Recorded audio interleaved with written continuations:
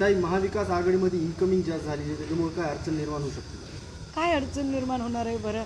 चांगली गोष्ट आहे की हे इन्कमिंग होणं फार अपेक्षित होतं.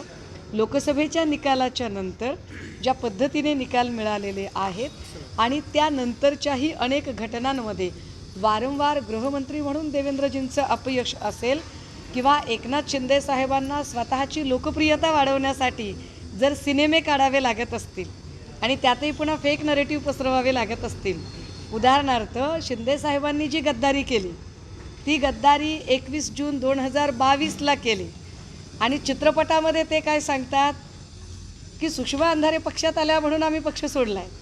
मुळात माझा पक्षप्रवेश हा 28 जुलै 2022चा आहे.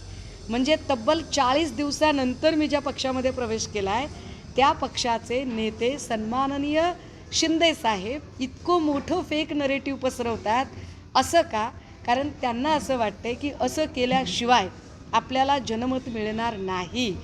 परंतु जाहिरातबाजी करून आणि चित्रपट काढून जर राज्याचं राजकारण बदलवता आलं असतं तर मला असं वाटतं की या राज्यातले अनेक मोठमोठे दिग्दर्शक आणि चित्रपट निर्माते कलाकार हे राजकारणामध्ये सक्रिय झाले असते किंवा अगदी मोठ्यात मोठा बॉलिवूडचा जो दिग्दर्शक आहे तो कदाचित या देशाच्या पंतप्रधान पदावर बसला असता.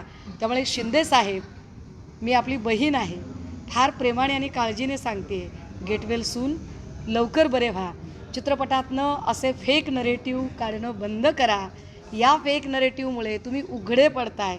चित्रपट तुम्ही किती प्रचार की थाटात आणि किती खोटारडेपणाने केलेला आहे की 21 जूनची तुमची गद्दारी तुम्ही 28 जुलैच्या प्रवेशावर जर आधारित दाखवत असाल तर तुम्ही फार उघडे पडताय. मी तुमच्या बरे होण्याची प्रार्थना करते. कार्याध्यक्ष पद जे आहे ते देण्यात आलं, जे घडलंच नाही ते निवडून या चित्रपटामध्ये दाखवण्याचा प्रयत्न पिक्चर पाहिलाय का? असे विरोधक टीका करतात. विरोधकांनी पिक्चर पाहिला का? तुम्ही नाही सिनेमा पाहायचा. सिनेमा पहा, तो सीन काय आहे ते पहा, तो सीन काय आहे ते पहा, सिनेमा पहा, मग काय तुम्हाला प्रश्नच पडणार नाही. असं ज्यांनी सिनेमा पाहिला त्यातल्या कुणालाही हा प्रश्न पडला नाहीये. डोंट वरी.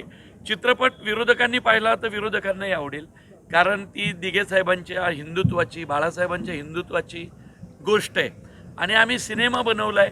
बाकी कुठल्याही देश आमचा तसं काही हे नाही आहे. त्यामुळं डोंट वरी. सिनेमा पाहिला की हा प्रश्न पडणार नाही. सिनेमा जर पाहिला नाही तर तुम्हाला अनेक प्रश्न पडतील. कालसुद्धा एका चॅनलवर काहीतरी चर्चासत्र होतं. 4 कुणीतरी विद्वान होते, पण त्यातले कुणीच सिनेमा पाहिला नव्हता, पण ते चर्चा करत होते खूप. तर अशा विद्वानांची संख्या तर सोशल मीडियावर करोडोंमध्ये आहे. तर डोंट वरी. चित्रपट पहा. चित्रपट ज्यांनी पाहिला त्यांना हा प्रश्नच पडू शकत नाही. मुळशी पॅटर्नच्या वेळी असे अनेक गुन्हेगार पण माझ्यावर टीका करत होते की चित्रपट गुन्हेगारांवर आहे. सिनेमा पाहिल्यावर सगळ्यांना कळलं हा शेतकऱ्यांवर आहे. पाहिलंय का मुळशी पॅटर्न? पाहिलाय का मुळशी पॅटर्न? कुणी पाहिलाय का तुमच्यात? गुन्हेगारांवर आहे, बरोबर की नाही? तसं हा चित्रपट पहा, तुमच्या सगळ्या प्रश्नांची उत्तरं मिळतील. सुषमाताईंचंही तेच झालंय. सुषमाताईंनी बहुधा सिनेमा पाहिला नाही, त्यांनी ऐकलं कुणाकडून तरी.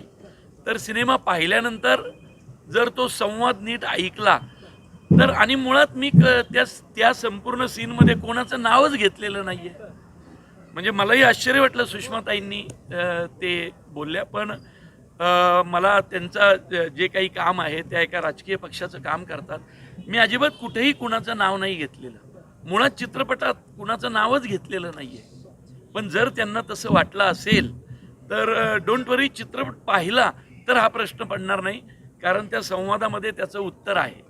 आणि कुठल्याही राजकीय माणसावर टीका करावी, टिप्पणी करावी एवढा मोठा तर मी अजिबात नाही आहे.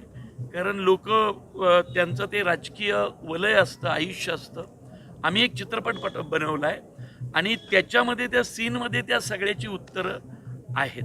निवडणुकीच्या सिनेमे करायचेच नाही, सिनेमा करते.